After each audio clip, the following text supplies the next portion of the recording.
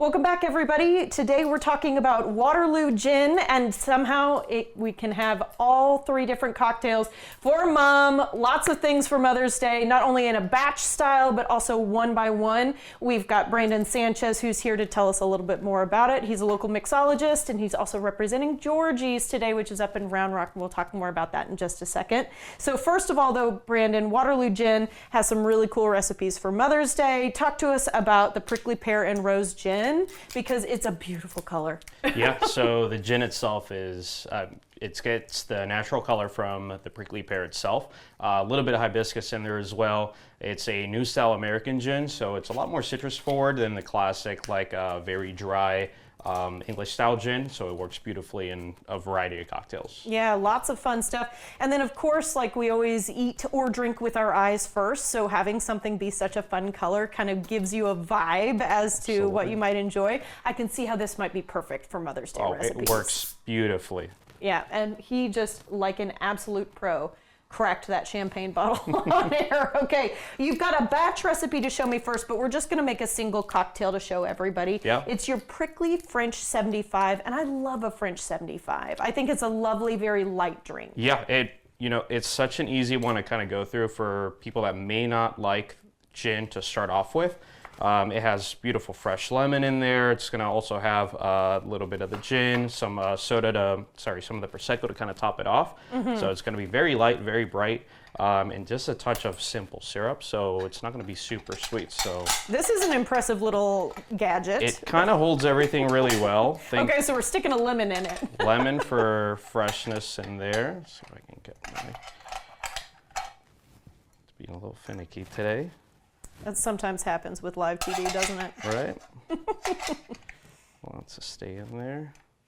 Okay, so we're doing a fresh citrus press, which means I know that things are going to taste really delicious. No, I might have to pivot slightly. That's okay. It's okay. So, we can just squeeze. Yep, hand squeeze with a little bit of fresh lemon juice in here. And about half a lemon, is that So what I'll we're do doing? about a half a lemon, so I'm going for like a ½ ounce for a single recipe. Then I'm going to pour in my beautiful gin. I'll do about 2 ounces of that bad boy. Okay. Lovely. And here. Just a touch of simple syrup. Do about a ½ ounce of simple syrup, not super sweet. And remind us, for those folks who might be trying to make it at home, simple syrup is sugar Just sugar and water. Sugar so and we water. do, yeah, we Pretty do a easy. 101. Keep it very nice and easy. And here, just shake it up just a little bit. Nothing too crazy. And then is this going into this lovely coupe glass? This one is going into actually. Oh, more of a champagne flip. sort of setup. Well, that's because we probably have the Prosecco coming down the pipe. That's right. Huh? We're going to top it off with some beautiful bubbles. And so what would you suggest as far as, like, if someone's not really a Prosecco fan, if they like more of a brut style, is this still an okay thing to do? Yeah, we can go full champagne if you want. You can go Cremant if you want. It really depends on the style and the final flavor profile that you want to have. It's just a blush pink color.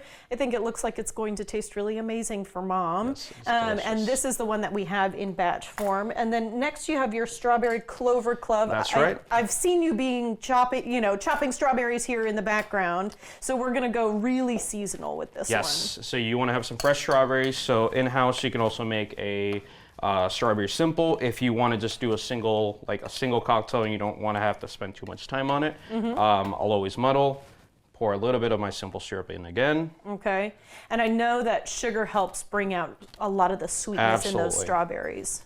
And we'll pour in our 2 ounces of gin in this one. Okay, so far pretty easy as far as like number of ounces. Yes. 2 is always a good magic number. Everybody. That makes it pretty simple. So if you have a jigger, it's just the full use of it. Full use of the jigger. Yep, exactly.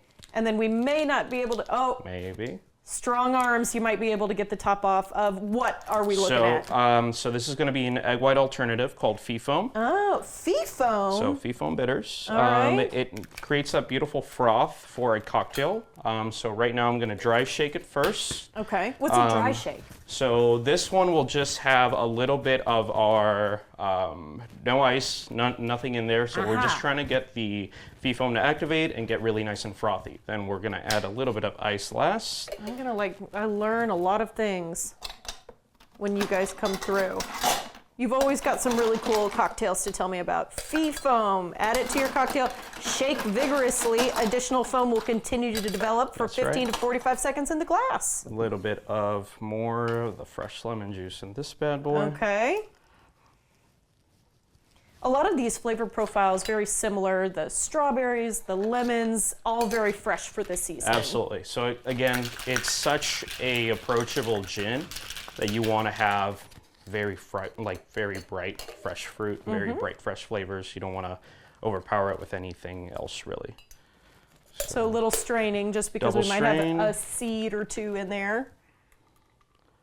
Gets that beautiful color. You'll kind of see it go through and froth up a little bit more. I am seeing the frothing just a little bit. Oh, it's lovely, and it smells so good. Nice and light and fresh. Okay, last one, and I want to make sure that we get to it. The Pink Sunset Spritz. That sounds really nice. Yeah, so this one will build directly into the glass itself. Okay, so a little bit of mint you already have going on in there. A little bit of mint in there just for the garnish. So I'll hand squeeze some fresh orange juice. This one's going to get some lime as well. I love that we're using all this fresh fruit. A little bit of fresh lime.